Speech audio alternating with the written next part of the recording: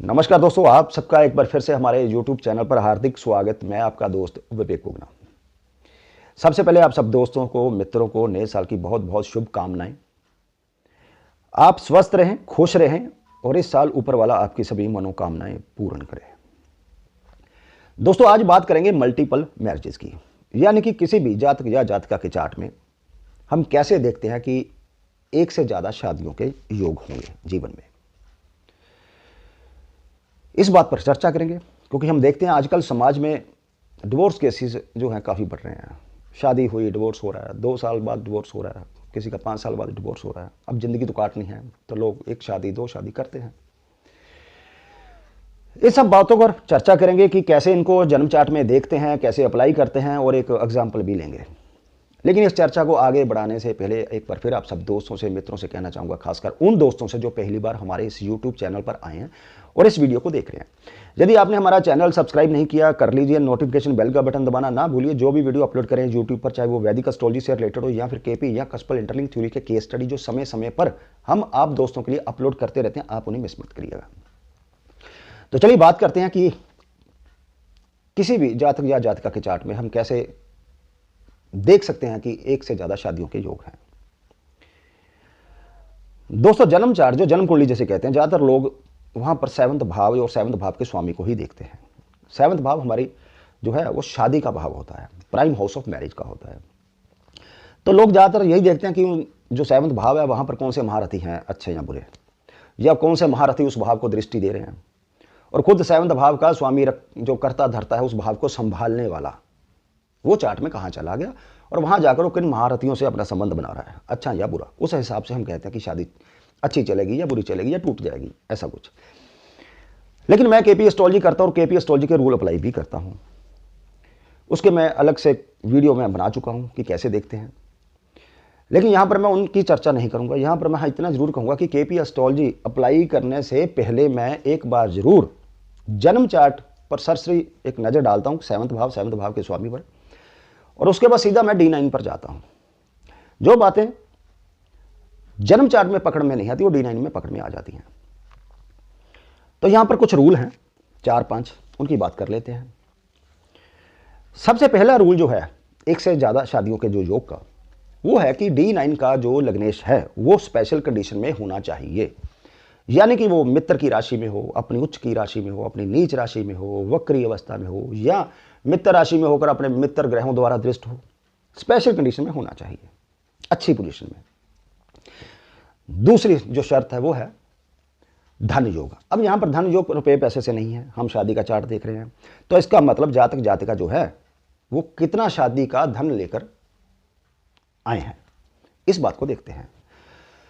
और धन 2nd भाव और 11वें भाव लाभ का, 2nd भाव बैंक बैलेंस का। इन 2 भावों के स्वामियों का जब त्रिकोण के भावों के स्वामियों से बनता है संबंध, 1st, 5 और 9 हाउस, तो धन योग बन जाता है। तीसरा है उपचय भाव,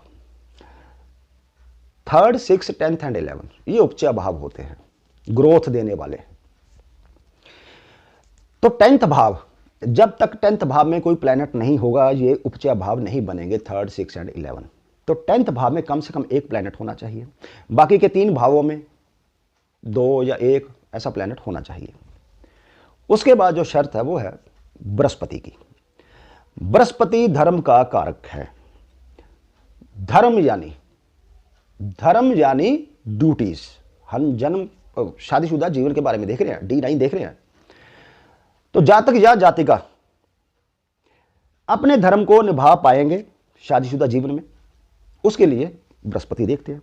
यदि वो बृहस्पति अच्छी स्थिति में नहीं है और उसका संबंध लगन 7th और 10th भाव से बन रहा है, तो जातक शादीशुदा जीवन में जो उसका धर्म है उसको नहीं निभा पाता। और उसके बाद 9th भाव को पकड़ेंगे क्योंकि वो धर्म का भाव है D9 का। यदि उसका संबंध 8th भाव या 8th भाव के स्वामी से किसी भी तरह से बन जाए, क्योंकि किसी भी भाव से 12 भाव जो होता है वो अपने आगे वाले भाव की हानि करता है। अब 9th से 12 8 बना, तो 9th भाव के स्वामी का किसी भी तरह से 8th भाव या 8th भाव के स्वामी से संबंध बन जाए तो जातक अपना शादीशुदा जीवन, जो उसकी ड्यूटीज हैं, जो उसका धर्म है, उसको नहीं निभा पाता। लास्ट में जन्म चार्ट, जन्म कुंडली, सेकंड भाव, सेकंड भाव परिवार का भाव है, बचपन में मिलने वाले संस्कारों का भाव है। तो जन्म चार्ट के सेकंड भाव के स्वामी की स्थिति देखिए कि D9 में क्या स्थिति है। यदि वो अच्छी स्थिति में नहीं है तो जातक को जो संस्कार मिले बचपन में अपने जीवन में अच्छे से धारण नहीं किए। ये कुछ कंडीशंस हैं।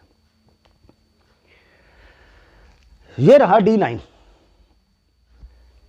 ये एक जातक हैं, उनका है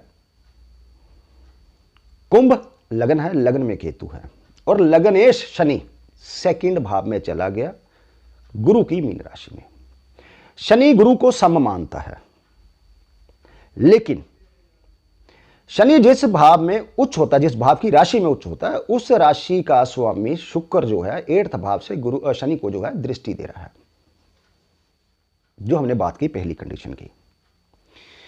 दूसरी कंडीशन धन योग की, सेकंड भाव का स्वामी भी गुरु बनता है, 11th भाव का भी स्वामी गुरु बनता है और गुरु 11th भाव में ही बैठा हुआ है और उसका संबंध त्रिकोण के जो भाव है उनके स्वामियों से बन जाए तो धन योग हो जाए। यहां पर शनि देखिए सेकंड भाव से जो उसका 10th एस्पेक्ट है, 10वीं दृष्टि है, वो गुरु के ऊपर जा रही है और शनि जो है लग्नेश है, मतलब केंद्र और त्रिकोण का स्वामी है वो, तो धन योग भी है जी। तीसरी कंडीशन थी कि उपचय भाव 3rd, 6th, 10th एंड 11, तो 10th भाव में कम से कम एक प्लैनेट होना चाहिए, तभी ये बाकी के 3 जो है उपचय भाव बनेंगे। यहां पर 3rd भाव का स्वामी और 10th भाव का स्वामी मंगल बन रहा है, जो कि 10th भाव में ही विराजमान है और 11th भाव का स्वामी गुरु 11th भाव में ही विराजमान है, तो वो शर्त भी यहां पूरी हो रही है हमारी। उसके बाद देखिए हमने कहा गुरु को पकड़िए, बृहस्पति को पकड़िए, वो ड्यूटीज का, धर्म का कारक है। गुरु 11th भाव में है, अपनी राशि में है वो। ये गुरु D9 नमाज कुंडली में केतु के नक्षत्र पे चला गया, मूला के। उसके बाद हमने कहा कि D9 का ही 9th भाव के स्वामी को देखिए, तो D9 में 9th भाव का स्वामी शुक्र बना, तुला राशि आ रही है वहां पर, और उसका स्वामी शुक्र जो है 8th भाव में जाकर विराजमान हो गया, यानी गुरु मूला नक्षत्र पर और 9th भाव का स्वामी खुद शुक्र 8th भाव में चला गया, यानी जातक शादीशुदा जीवन में जो उसके धर्म, जो उसका ड्यूटीज बनती हैं, वो नहीं निभा पाता। लास्ट हमने कहा था कि जन्म कुंडली के सेकंड भाव के स्वामी को देख लीजिए, तो सेकंड भाव का स्वामी जन्म कुंडली में कर्क राशि पड़ती है वहां पर, तो चंद्रमा बना। चंद्रमा 4th भाव में चला गया अपनी उच्च की राशि में, लेकिन वो 6th भाव का भी स्वामी है और उसके ऊपर मंगल का एस्पेक्ट आ रहा है, यानी कि बचपन में जातक को जो घर से, परिवार से संस्कार मिले थे, उनको उसने अपने जीवन में अच्छे से धारण नहीं किया। इस जातक की 2 शादियां ऑलरेडी हो चुकी हैं और दोनों टूट गई। अब ये तीसरी शादी के लिए इनका मैसेज आया था कि ये अपना चार्ट दिखाना चाहते हैं और तीसरी शादी भी इनकी दिखाई नहीं दे रही, क्योंकि जन्म चार्ट में शनि भी वक्री है। तो दोस्तों ये था आज का छोटा सा टॉपिक, लेकिन काफी महत्वपूर्ण है कि किसी भी जातक या जातिका के चार्ट में हम कैसे देख पाते हैं कि जीवन में एक से ज्यादा शादियों के योग हैं या नहीं हैं। यदि यह चर्चा अच्छी लगी तो प्लीज वीडियो को लाइक कीजिए, शेयर कीजिए, कमेंट बॉक्स खुला है, आप अपने विचार वहां रख सकते हैं और जल्दी मिलते हैं एक नई जानकारी के साथ। तब तक के लिए दोस्तों नमस्कार।